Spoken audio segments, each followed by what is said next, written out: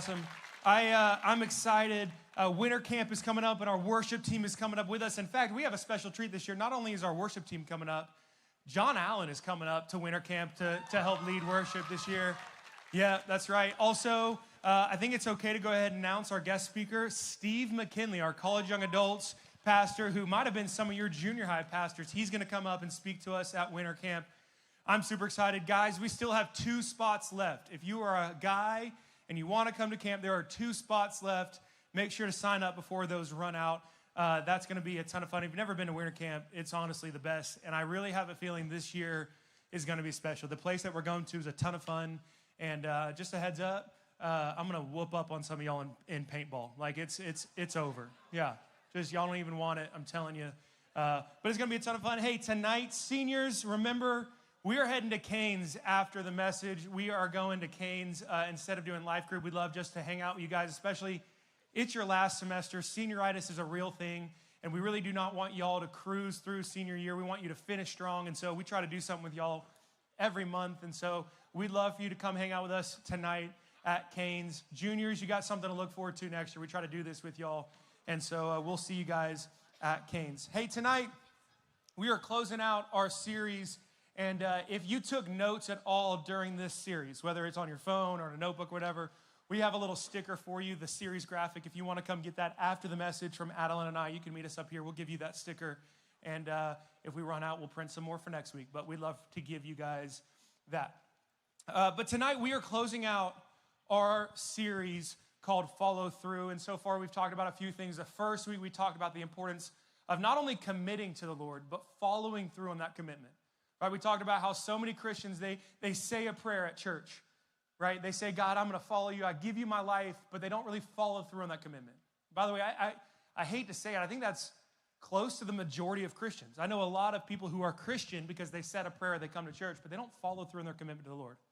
They live for the world. They live for their sin. They live for themselves, but they're not fully committed to God. And so week 1, we talked about that. We talked about no turning back. We're all in or we're all out. In fact, I threw out a phrase week 1. Does anyone remember the phrase that I threw out on week 1? Burn those boats. If you don't know what I'm talking about, go back and watch it. Burn the boats. There's no turning back at all. Week 2, we talked about the importance of not treating God like a trend. There are a lot of Christians who they go all in for God for a season, right? Maybe it's in high school. Maybe it's in college. Maybe it's while you're going through a trial or in a relationship. But then once it kind of fades out and it's not fun anymore, it's not easy anymore, they just they fizzle off, right? It's like a trend. Well, that's not what we are committed to. We are committed to following God for the rest of our life, through our death, until we go to heaven. And we hear those words from the Lord, well done, my good and faithful servant. So the importance of not treating them like a trend. And then this past week, we heard from my good friend Alex, and he talked about the importance of not being a lukewarm Christian. God, in the last book of the Bible, in Revelation, warns us that he wants us to either be hot or cold. He wants us to be all in or all out. He doesn't want people that are in the middle. And there are so many Christians that live that life where it's like, yeah, I claim to be a Christian, but I'm not fully committed. I'm not all in for the Lord. And God actually says that it's like drinking lukewarm water. He spits it out of his mouth. He wants nothing to do with us. And so we got to be all in for the Lord. Tonight, I'm gonna flip the script a little bit. Instead of talking about how to do this or why it's important, I'm going to talk about the benefits of it. The benefits of going all in for the Lord and following through on the commitment. What happens in our life when we follow through on this commitment? And I got to be honest with y'all, this was actually a pretty hard message for me to write.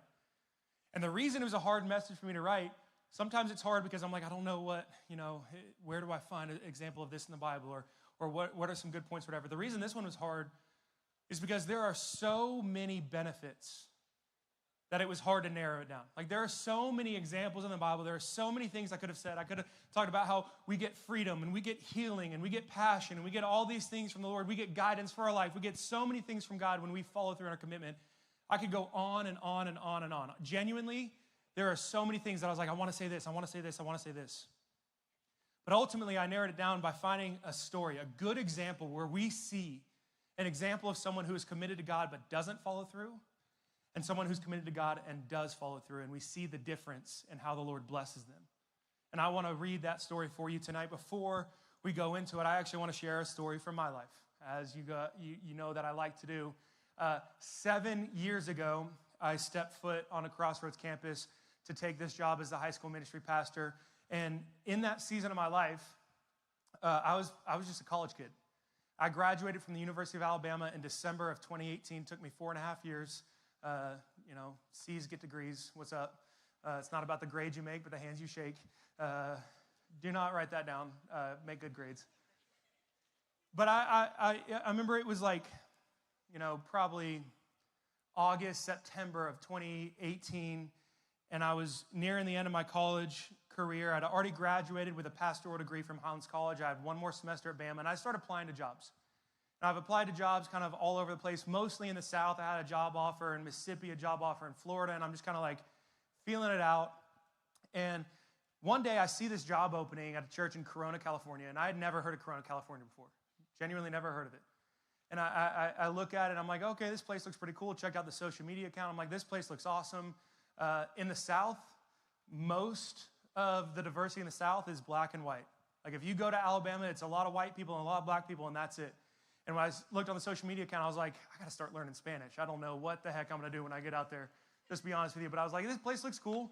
I'm going to check it out. I'm going to apply and just see what happens. Sure enough, they reach out to me, and they interview me a couple times over FaceTime, and then it got to the point they actually flew me out to California to interview. I was here for a week, and I spoke at HSM, and I met some really cool people. I met this really, really, really pretty girl named Jordan who, I didn't think much of at the time because she was out of my league, and I didn't think I was going to move to California. Fast forward a little bit. I'm going back home. Before I leave, they tell me, hey, we really like you.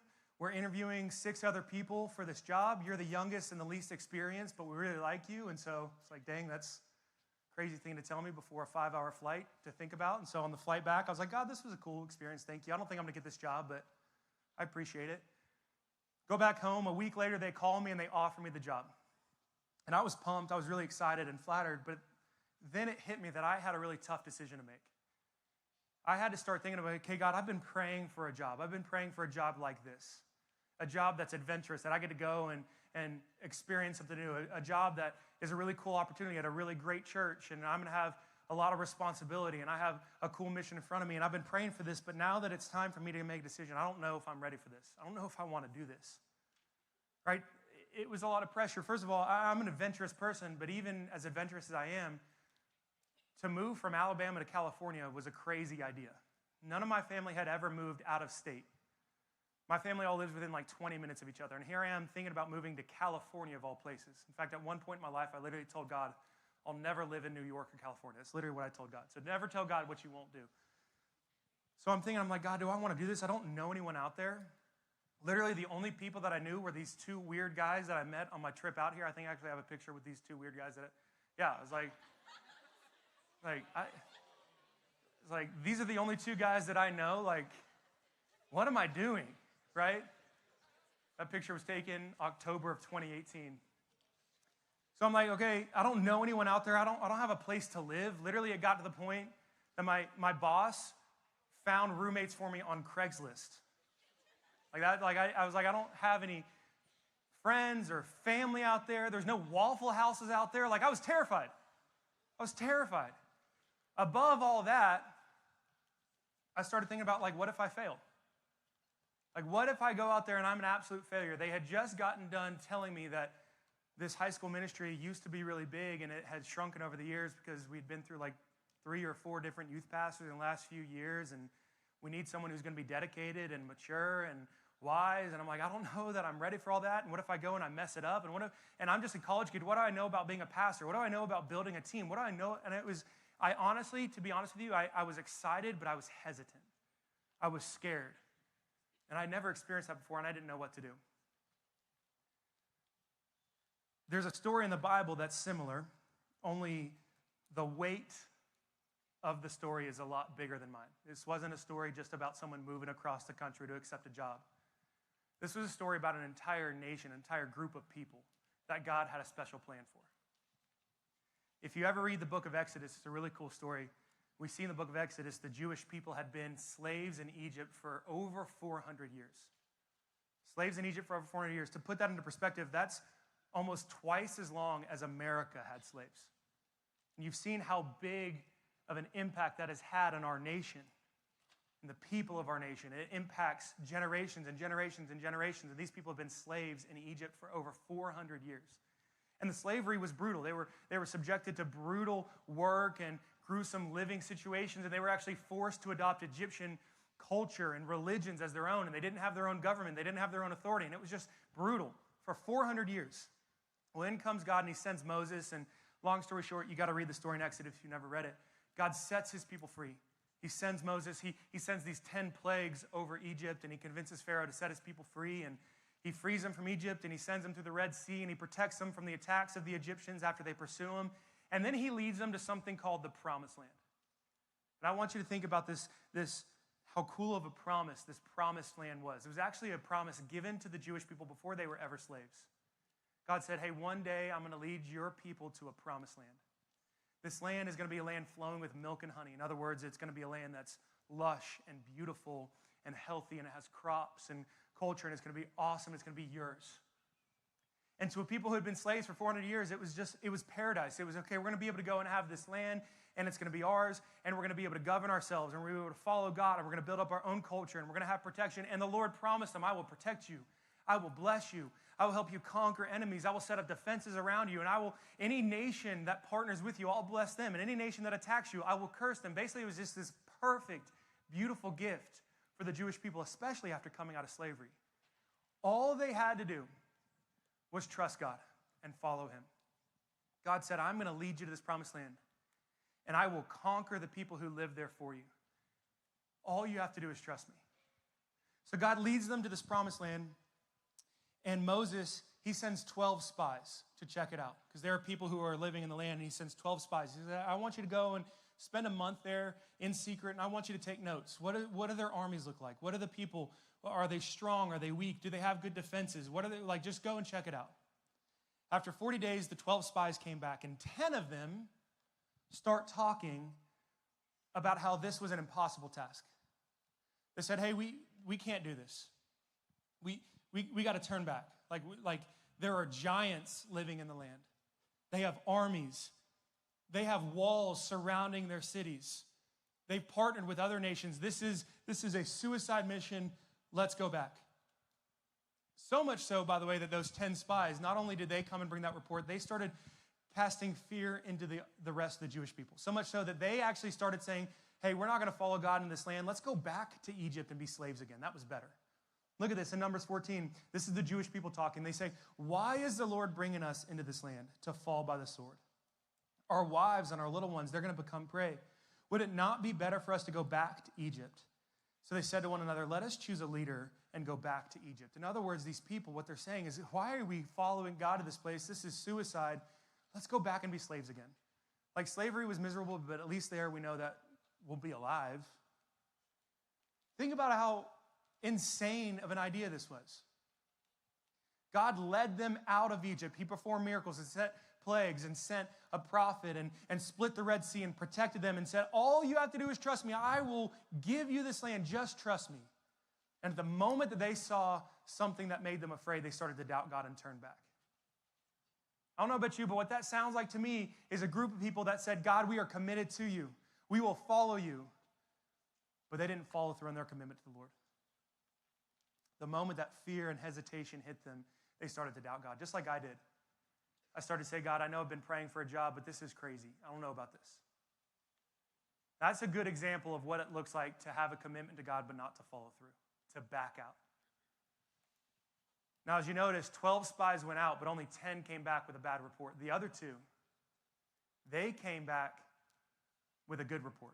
Not with a good report saying, yeah, this is easy, let's go take them. We can take them. We got this. It wasn't that. It was, hey, we serve a God who has promised us this land, who has said that there is no enemy that will conquer our God. Why are we doubting him? In fact, so much so that look what it says in Numbers 14. These two guys, they're named Joshua and Caleb. They said to all the congregation of the people of Israel, the land that we passed through to spy it out is an exceedingly good land. And if the Lord delights in us, he'll bring us into this land and give it to us, a land that flows with milk and honey. They're saying, this is the land that he promised us. He's going to give it to us. Only don't rebel against the Lord. Do not fear the people of this land. They're bread for us. Their protection is removed from them, and the Lord is with us. Do not fear them. Joshua and Caleb, they come and they say, hey, I know you're scared. I know there are giants, and I know they have armies, and I know they have walls and defenses, but we serve a God who's bigger than that. Please don't forget that. Isn't it true that as Christians sometimes we know that we serve a good God, and we know that he's forgiven us, and we know that he's healed us from so many things, and we know that he's set us free from so many things, and we know that he's provided us in so many ways, and we know that he's answered our prayers in so many ways. But then we hit a trial and we lose sight of it because we're scared or we're hesitant or we're hurt or we're timid or whatever it is. It's so easy for us as Christians to be committed to God until it's not easy, and then we back out. And by the way, when we read the story, we've got to remember, more likely than not, we are not Joshua and Caleb. We're more likely the other 10. We're more likely the people that are saying, God, I don't think you can do this. I want to go back. But Joshua and Caleb, they're different. They say, no, we're going to follow through. We've made a commitment to follow God. He has freed us from Egypt. He has promised us this land. We have no reason to doubt him. Why would we now? Just because they have a big army? No. I've made a commitment to God. I'm going to follow through. I've heard it said before, I'd rather die for the right thing than live for the wrong thing. Isn't that true? So many of us, we fear for our lives, or we fear for our safety, or we fear for our comfort, that we often commit to the wrong thing. God calls us to commit to following the Lord, even if it means facing persecution, mockery. Isn't it true? Sometimes we go to school and it's hard to be a public Christian because people look at us weird. Think about worship. I love worshiping the Lord, but I don't know about like lifting my hands and dancing the song because people are going to think that I'm weird and no one else is doing it. And it's like we commit to doing something for God until it's uncomfortable. Joshua and Caleb are a good example of someone who's committed to the Lord and they follow through, even if it means facing danger. And so what happens, I'm going to tell you in just a little bit, but what I see in this story is really interesting. We see a very clear difference between people who follow through on our commitment to God and people who don't. And here are the benefits. And by the way, again, there are countless benefits that I could have listed here, but these are just a few that I see in this story. Benefits of what happens in our life when we follow through on our commitment to God. And the first one is that when we follow through with our commitment to the Lord, it leads to confidence in faith. It leads to confidence in faith. There are so many people who we claim to have faith in the Lord, but we have no confidence in that faith. We start to question everything when we face a trial. When we think God's calling us to do something that's scary or uncomfortable, and we have no confidence in the faith that we've been proclaiming for so long. But when you follow through in commitment, what's going to start to happen is that it builds confidence in you. It's interesting. So Caleb and Joshua, they never once doubted the Lord. They had confidence, not because they knew what they could accomplish, but they had confidence because of what they had seen God do. It's interesting, in our world today, actually not only in the world, but specifically in America, over 85% of people struggle with confidence. Over 85% of people say, I just struggle being confident in myself and confident in what I'm doing and confident in my choices. I just struggle with confidence. What if Christians were different? What if Christians weren't just being known as the people who didn't cuss and went to church on Sundays instead of partying on Saturday nights? What if Christians were known as the people man, they are confident people. They go out and they have no fear. There's something different about them. They are confident. That's why at HSM, our fourth pillar, does anyone know our 4 pillars? Love God, love people, grow, and be bold. Boldness is a pillar here at HSM. It's one of the first things I did because I said, man, I want Christians, I want high school students that are bold in their faith. I don't want to see the high school students of HSM being timid and being fearful and living cooped up in a little box saying, I don't want to do anything that challenges me because I'm scared I'm going to fail. I talked to so many guys who are single and they want a girlfriend. I ask, why don't you go and ask that girl out? I'm scared she's going to say no. That's their answer. And that's not just guys, by the way. Girls struggle with it as well. Confidence is a huge issue in our country. What if Christians were different? What if Christians were the one that were known as being bold and confident, not because of what you can accomplish, but because what you know God can accomplish? Hebrews 13:6 says, we can confidently say, the Lord is my helper. I will not fear. What can man do to me? What can man do to me? I've got a God who's bigger and better and mightier, and I'm living for something bigger than myself. I'm not scared of failure because I know, guess what? Even if I go out and I fail at something, God's got my back. Eventually, I had to pull the trigger and say, you know what? I'm going to move to California. And I said, God, I pray that you give me friends. By the way, those two weird guys that I showed up on the screen earlier, they're some of my best friends now. Both of them ended up being in my wedding. John Allen back there, he's a stud. I love that guy. He's one of my best friends, always will be. Steve McKinley, one of my best friends, always will be. But even beyond that, I met so many great people here, and I said, God, I don't know what's going to happen if I relate to anyone out there, but I'm trusting. I'm going to take a step of faith. I have confidence that you'll be with me. I have confidence that you'll pave the way. I have confidence that you'll bless me with friends and relationships. I have confidence that you're going to do your thing, and that if I fail, God, you've got my back. I didn't have confidence that I was going to be able to accomplish stuff. I had confidence that God had a plan. See the difference? I think sometimes we lack confidence because we focus on our failures. Christians have confidence because we focus on God who has no failures. We are called to be bold in our faith, to not fear. And here's the thing, fear leads to fragility in our life, but faith leads to function. I'm going to say that again because it's really good.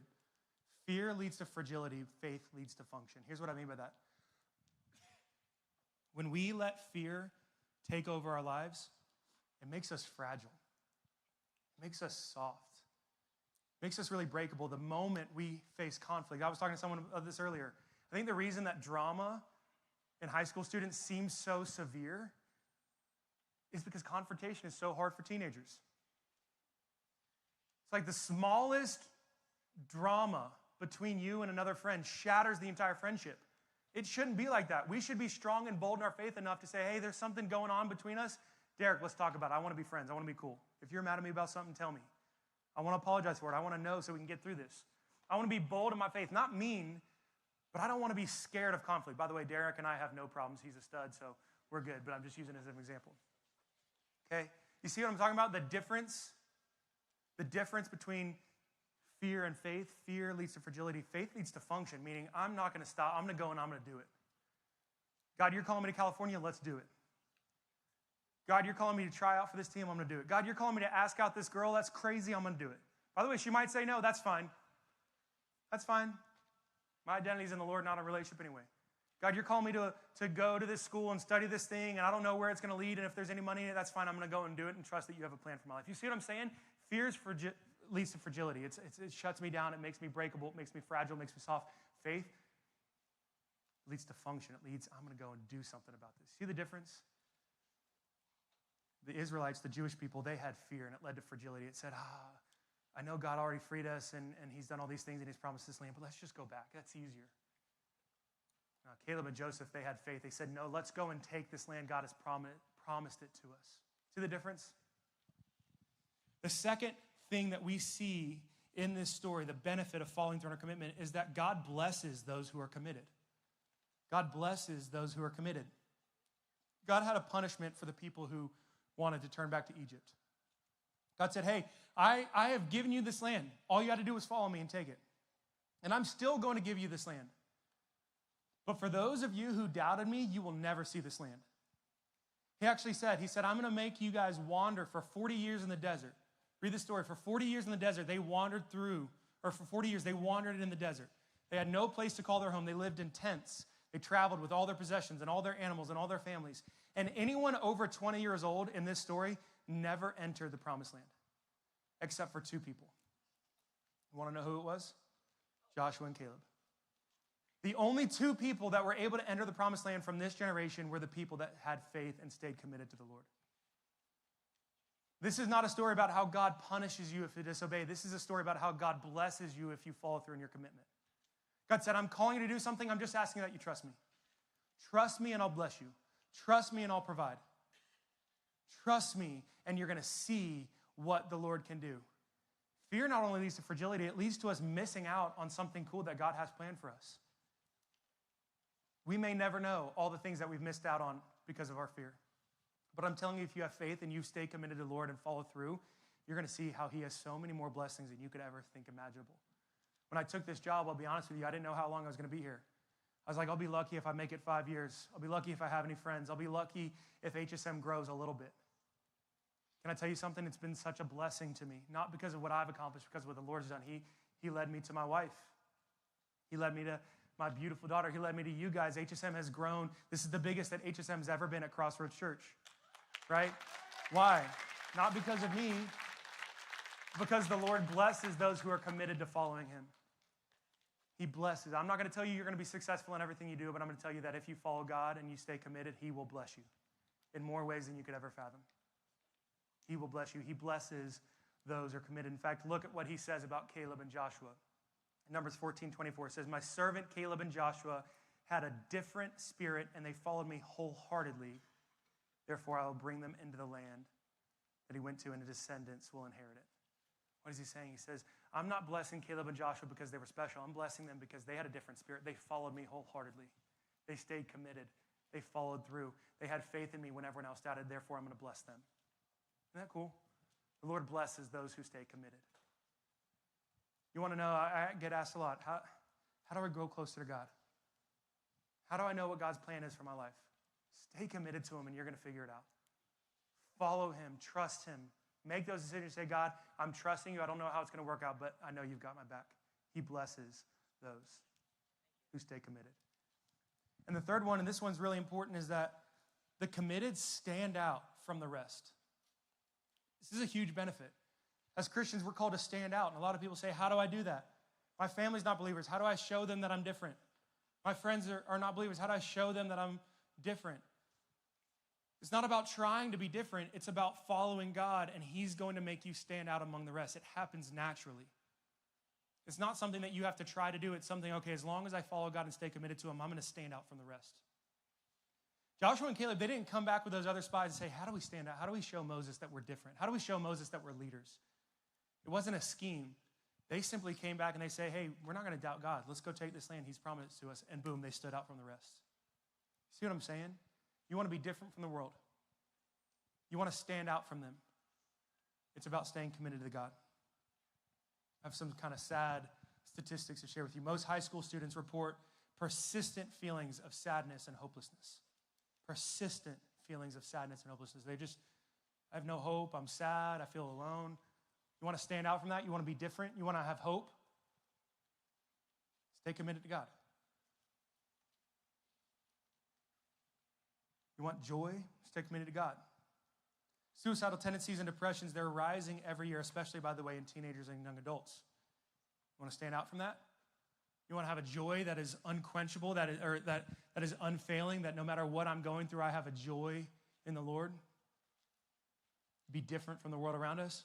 Stay committed to God. It happens naturally. Loneliness and isolation, it's at an all-time high. By the way, it's really interesting.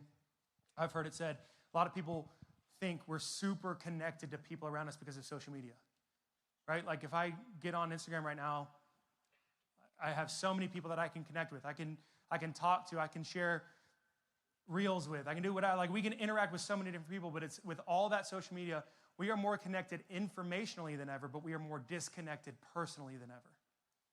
Our generation, we are so disconnected from people. We think we're connected because we have a phone in our hands, but we are so disconnected from people. And that's on a rise. What if Christians were different? What if we were the people that had more meaningful relationships, more meaningful friendships that weren't fragile? That not only served a purpose of like, yeah, I enjoy my friends, but man, we are on a mission in this world. All of my friends are purpose-driven. They are living for something bigger than themselves. Not only do I have a good time with them, but man, they help me when I'm struggling, and I get to help them when they're struggling. And like, it's just a deeper, more meaningful, more valuable friendship. That's found in the Lord.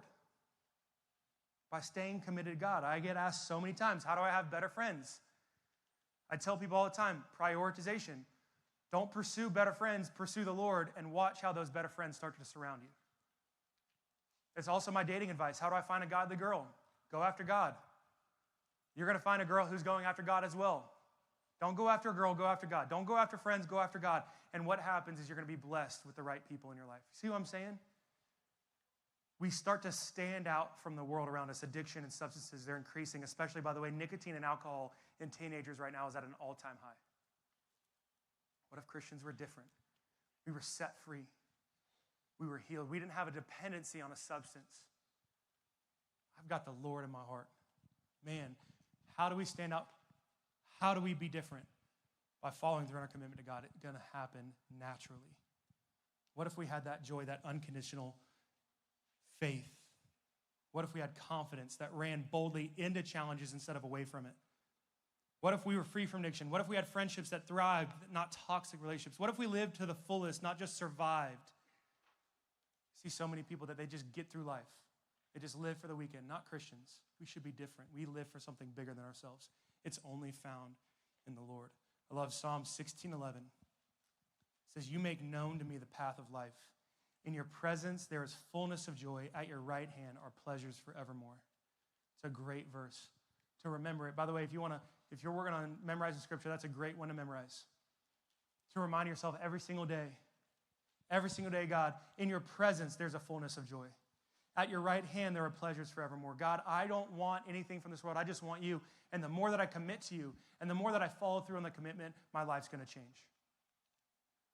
Y'all, I could have listed a million things, but we see in this story, and what we see in almost every story in the Bible, is there's something beneficial to following through on our commitment to God. Fast forward in that story, he ended up leading the Jewish people to that promised land. He fulfilled his promise. He even exceeded his promises. He did it in my life as well. He exceeded his promises to me. All he asks us to do is to follow through, to trust him. As I finish out today, I want to encourage you with something. If you can leave this series with one thing, as we're heading into the rest of 2026, we're almost in February, 11 months till Christmas. What up? One thing to work on. I just want to follow through on my commitment to God. There's a lot of baby steps to take in there, but you're going to figure it out as long as your priority. My priority in life is to put God first.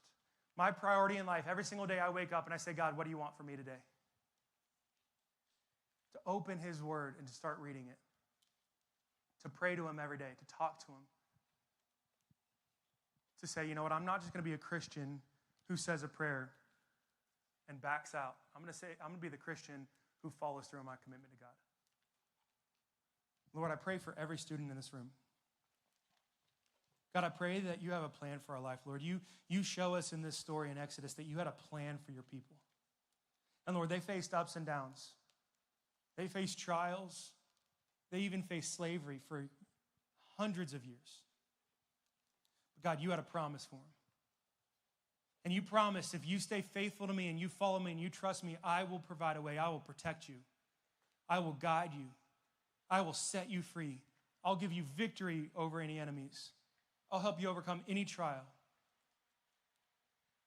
All you asked of them, God, was to stay committed to you. Lord, that's what you ask of us, to stay committed to you. Your word says that you also have a plan for our life. Lord, I don't know what your plan is for every person in this room. And God, I pray that you have a plan for them. I pray they have a beautiful future for each one of these people, for joy, for thriving relationships, for success. God, great jobs where they can make an impact to make a great living. God, great marriages and families, dear Lord. But God, I pray whatever the plan is, I pray one thing above all, and it's this, that you give us the boldness and the faith to follow you, to never doubt you, to never turn back. God, I pray that you make your voice clear to us, that when you call us to do something, help us to hear you and to know for a fact this is God telling me to do this. And God, help us to not hold back. Help us to follow through. To not look at the fear that we're feeling, to not focus on the enemy, not focus on what we have to conquer, to what we have to do, what we have to accomplish, God, but to focus on the fact that we serve a God who's bigger and better and mightier than anything that we'll ever face. And I pray that as we follow you, God, you bless us.